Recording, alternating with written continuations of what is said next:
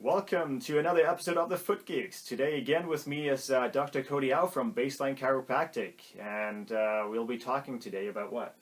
About Morton's toe. There we go. Good thing you know. At least I know it, right? So what are the basic considerations? What is Morton's toe? Morton's toe.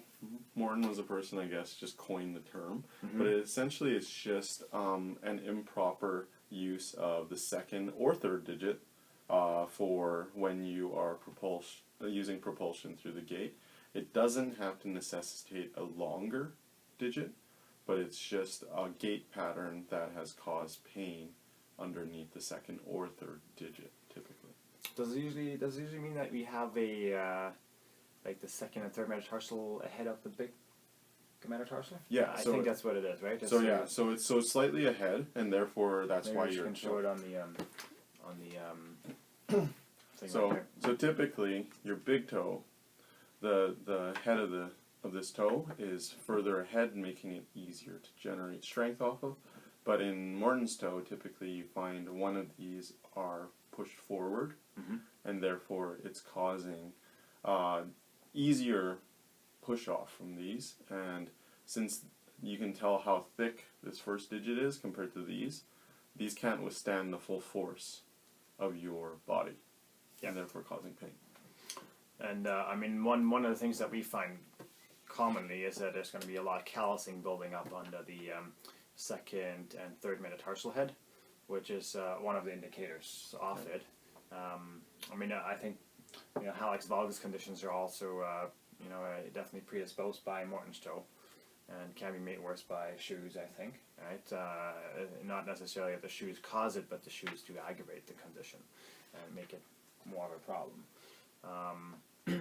And aside from that, what other kind of things can you usually find on a foot that has Morton's toe?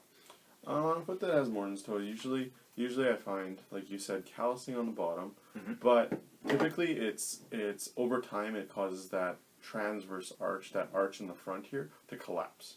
And that's what's leading to the callousing and everything like that. And it's leading to a lot of pain into here, sometimes leading into other conditions, like Christian was saying, bunions. Yeah. Some people really have a lot of bunions, and that's due to some overpronation that is happening late in the gait. Okay, because you are stepping and you're pushing through here, this pushes down first, and so when you're lifting up, that last point turns your foot. That's how you're pushing off, and so your toe ends up over here.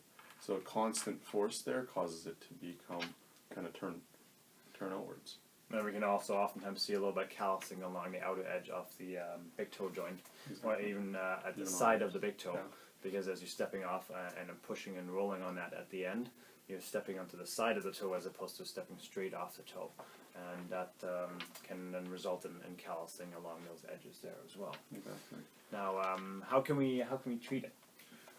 Typically, a lot of it is gait patterning, and so it's retraining some of how you're walking. It's hard because you've been walking that way your whole life, and it actually seems easier to walk this way because you have this metatarsal head that's ahead of your big toe.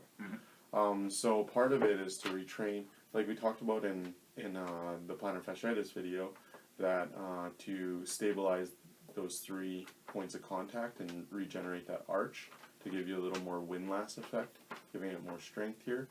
As a chiropractor, what I'm looking for is how much joint motion is available in your first toe. If your first toe is limited in that motion, you don't even have access to push off of that big toe. Therefore, the only thing you can do is work through this second or third digit. Our brain doesn't really care how we move. Our brain just cares about completing the action. So it doesn't care that you're not using your big toe as long as you can walk. That's all it's caring about. So my job is more to allow your brain to easily use this and train it so that it can use this properly, how it's supposed to be used. So what are you saying, Kody? That for our brain doesn't care how we walk, does that mean if we're limping, it's partly our fault? So I would say, to elaborate on that, the brain is concerned with with just completing actions, okay? But limping and stuff like that is because of damage or perceived damage. So your brain is trying to compensate out of those problems, but the limp is usually the last stage where it doesn't know where to go anymore. So your brain couldn't find any other way to move through this. So that's kind of that aspect that we see. Because usually you'll see people limping because they, stub their toe or something like that, and that's because it's such a quick thing that your brain couldn't really change to it. But for these long-term things, your brain can adapt until this tissue is hurt or something like that your brain can't really deal with it anymore. Therefore, you're limping, you're having pain, you can't handle this issue. That's why I think a lot of people will say, I've been walking like this for 40 years, why is it happening now? I think it's more of that compensation aspect where either something has changed or it's been worn out to the point where you don't know how to manage it anymore. Yeah. So, as you're saying, basically what you're trying to do is you're trying to re-engage the first metatarsal joint to get the big toe moving again. Obviously make you focus on that tripod effect where your big toe joint, your fifth metatarsal, and your heel become the stabilizers of your foot.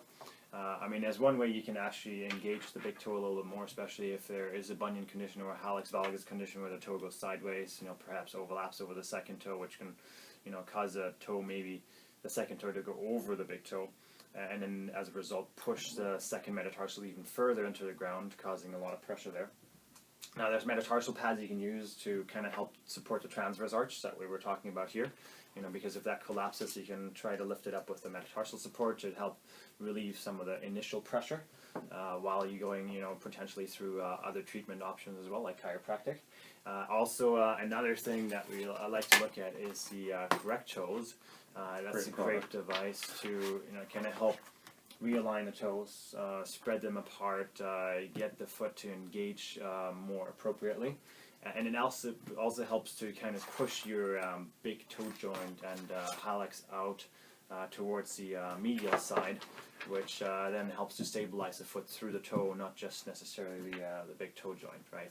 So these are great products that can help with that as well. Surgery, I think, is a potential option too, where you can shorten the second and third metatarsal. Not something I personally usually recommend unless there's serious discomfort. I'm sure, and I'm not sure how you stand on that, but my take on surgery is let's try some conservative care first. Once you cut something out, you can't replace it. So why don't we work with what you already have, try to change the function, try to allow you to manage it with exercise, with orthotics, with different tools to try to assist you, instead of going through that vigorous surgery that may have its own complications that come with it, with scarring, with some other complications that come with just cutting into you. So the last aspect I usually work with is with irritated tissue down here. Is like Christian said, metatarsal pads are great for that. Not just with Morton's toe, but even with another condition that Morton found was Morton's neuroma. So some of the nerve tissue that's irritated underneath that area. Yeah. So both of them, those work really well. Second thing I usually work with is actually using either some manipulation or some hands-on techniques to try to work on underneath that area that has already been inflamed and trying to move through that and breaking up some of the scarring that has happened to allow for more proper motion and allow for proper gait function. Yeah. Excellent. I don't think you have anything else to add, do you? No, I think that's part of what Morton's toe is. If you have any questions, concerns, please post them below. There'll also be links to Baseline Chiropractic, and if you'd like to see one of our pedal-assisted foot solutions, please check out some of those links below as well. And do like us on social media. And other than that, have an excellent day. Thanks for watching. See ya. Thanks.